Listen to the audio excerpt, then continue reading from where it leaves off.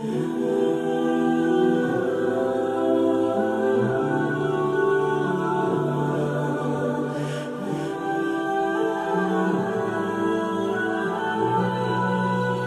باللہ من الشیطان الرجیم، بسم اللہ الرحمن الرحیم۔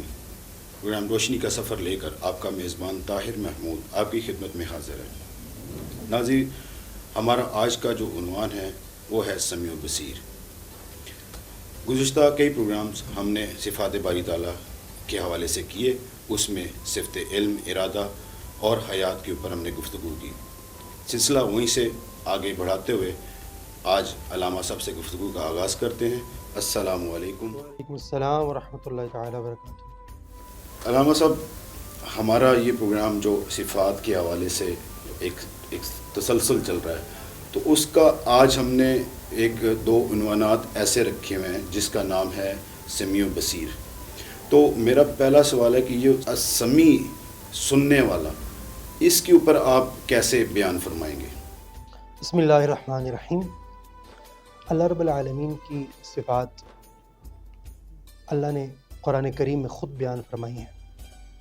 اپنا تعارف، اپنی قدرت، اپنی شان، اپنی شوکت، اپنی سطوت، اپنی جلالت کو اللہ کریم نے مختلف انداز میں بار بار بیان فرمایا ہے، تاکہ ماننے والوں، سننے والوں لوگوں کو پتہ چلے کہ ان کا رب کن کن شانوں اور عظمتوں اور رفعتوں کا مالک ہے۔ تو وہیں اللہ رب العالمین نے قرآن کریم فرقان حمید کے اندر اپنی صفت سماعت و بصارت کا بھی بار بار ذکر فرمایا ہے، اور قرآن کریم فرقان حمید کے اندر تقریباً 84 سے زائد مرتبہ اللہ رب العالمین نے اس سمیع و بصیر اپنی صفات کا ذکر فرمایا۔ اتنی مرتبہ مسلسل اللہ رب العالمین نے اپنی صفات کا تذکرہ خیر فرمایا ہے۔ تو سمیع کا مطلب ہوتا ہے سننے والا، بصیر کا مطلب ہے دیکھنے والا۔ تو مالک کائنات جہاں علم، حکمت، قدرت، طاقت، ارادہ والا ہے، وہیں پر وہ سننے اور دیکھنے والا ہے۔ اور وہ سنتا ہے تو کیسے سنتا ہے؟ کائنات کی ہر معمولی سے معمولی آواز سے لے کر بڑی سے بڑی آواز کو سن لیتا ہے۔ ہر آواز، چاہے وہ کتنے پردوں کے اندر چھپی ہوئی ہو، چاہے وہ آواز کائنات کی کسی بھی گہرائی میں ہو، مالک کائنات اس سے وہ پوشیدہ نہیں ہے، وہ اس آواز کو بھی سن لیتا ہے۔ وہ آواز شاید کہ جس کو سننے کے لیے کسی اور کی توجہ نہ ہو، کسی کے کان، کسی کی سماعت نہ وہاں پہنچ سکے، مالک کائنات تو اس آواز کو بھی سن لیتا ہے۔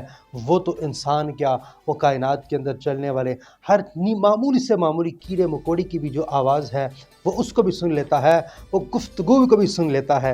اللہ اللہ، یہاں پر وہی بات ذہن میں آ گئی۔ قرآن کریم فرقان حمید میں اللہ رب العالمین جناب سلیمان علیہ السلام کا ذکر فرماتا ہے، تو اللہ رب العالمین نے قرآن کریم میں جو چونٹیاں تھیں، انہوں نے اپنی چونٹیوں سے جو مکالمہ کیا تھا، مالک کائنات نے وہ کلام سنا، اور اس کو اللہ رب العالمین نے بھی بیان فرمایا کہ اس ملکہ چونٹی نے کیا کہا، اور پھر ان چونٹی کا اور اللہ کے نبی کے درمیان مکالمہ وہ بھی اللہ نے بیان فرمایا۔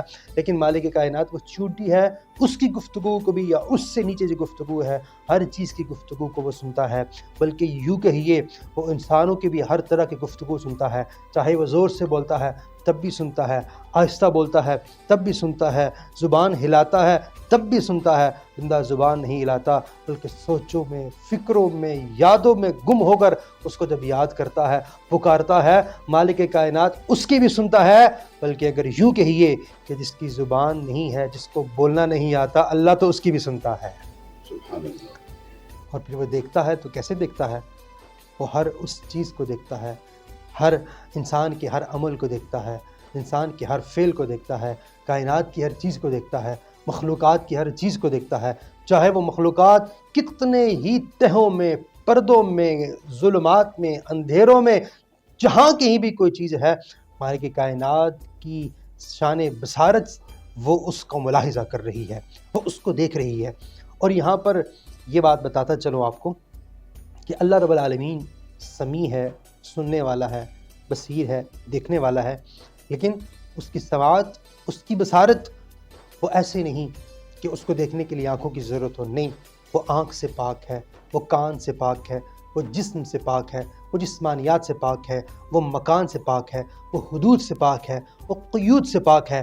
ہاں وہ سنتا ہے، ہاں وہ دیکھتا ہے، لیکن اپنی شان کے لائق دیکھتا ہے، جیسے اس کی شان ہے، جیسی اس کا مقام ہے، جیسی اس کی عظمت و مرتبت ہے، وہ اپنی شان و عظمت کے لائق وہ دیکھتا بھی ہے اور سنتا بھی ہے۔ جی بہت اچھے انداز سے آپ نے یہ بیان کیا۔ اچھا میرا سوال یہ ہے کہ یہ جو سمیع و بصیر بھی ساتھ آتا ہے، تو یہ دونوں کا یہ جو تعلق ہے یہ کس بنیاد پہ ہے؟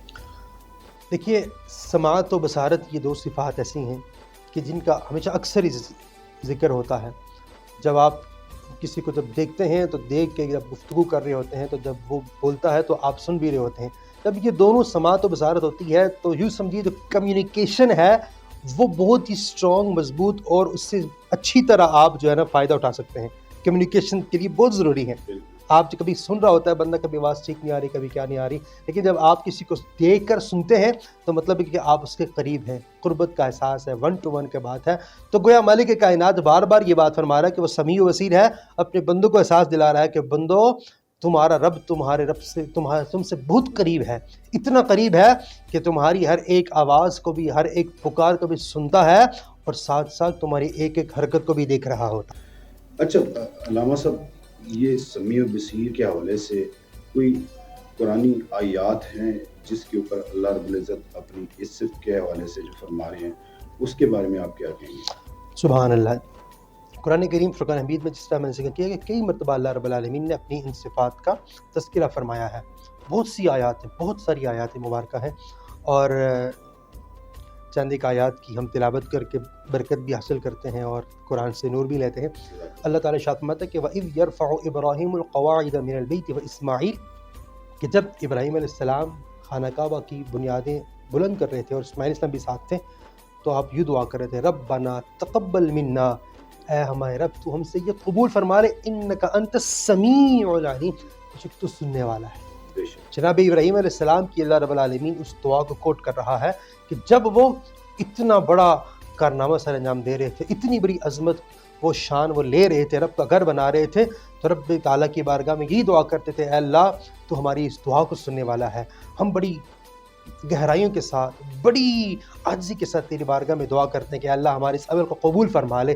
تو مالک کائنات نے ان کی اس دعا کو قبول بھی فرمایا، اور ساتھ ساتھ بتایا کہ اللہ کے نبی مجھے جب پکارتے ہیں تو اس طرح پکارتے ہیں کہ یا اللہ تو ہی ہماری پکار کو، دعا کو، التجا کو سننے والا ہے۔ تو یہاں پر بھی اللہ رب العالمین نے اپنی صفت کا تذکرہ فرمایا ہے۔ ایک اور آیت مبارکہ جس میں اللہ رب العالمین اپنی صفت سماعت کا، سمیع ہونے کا ذکر فرما رہے، بڑی خوبصورت اور بڑی ہی ایک اس کے اندر بڑا ایک سبق ہے، اور بڑی ہی اس کے اندر ایک شان سماعت کا اظہار ہے۔ اما ینزغنک من الشیطان نزغ، اور جب آپ کو شیطان وسوسہ ڈالے، نزغ کوئی وسوسہ ڈالے، فاستعذ باللہ، تو اللہ کی پناہ مانگو، یعنی اعوذ باللہ پڑھو، جو ہم کہتے ہیں، جو ہم اعوذ باللہ پڑھتے ہیں وہ اس لیے کہ انہ هو السمیع العلیم، وہ سننے والا ہے اور جاننے والا ہے۔ اس کی سماعت ایسی ہے کہ جب وہ شیطان وسوسہ ڈالتا ہے تو وسوسے کی جو بھی معاملات ہیں مالک کائنات سے پوشیدہ نہیں، تمہاری اس کو بھی سن لیتا ہے، اور اس کا قدرت ایسی ہے کہ اس شیطان کی وسوسے کو وہ دور بھی فرما سکتا ہے۔ وسوسہ کیا ہوتا ہے؟ وہ شیطان جب ذہن میں کوئی بات آتا ہے، وہ خیال اس قسم کی چیز آتی ہے، تو مالک کائنات فرماتا ہے کہ وہ شیطان کا وسوسہ بھی اسے پوشیدہ نہیں ہے، وہ بات بھی اس کی بارگاہ سے، اس کی ذات سے کوئی پوشیدہ نہیں ہے، وہ اس طرح اپنے بندے کو سنتا ہے۔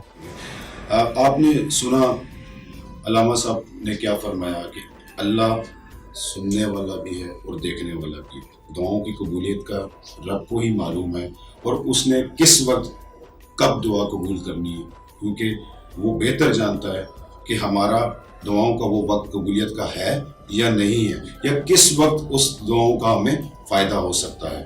ناظرین، پروگرام کا اختتام کرتے ہیں، انشاءاللہ اگلا پروگرام یہیں سے آغاز کریں گے۔ تب تک کے لیے آپ سے اجازت چاہتے ہیں۔ جاتے جاتے نیچے دیے گئے بیل آئیکن کو ضرور دبائیں تاکہ ہمارے آنے والے پروگرام کا نوٹیفیکیشن حاصل کر سکیں۔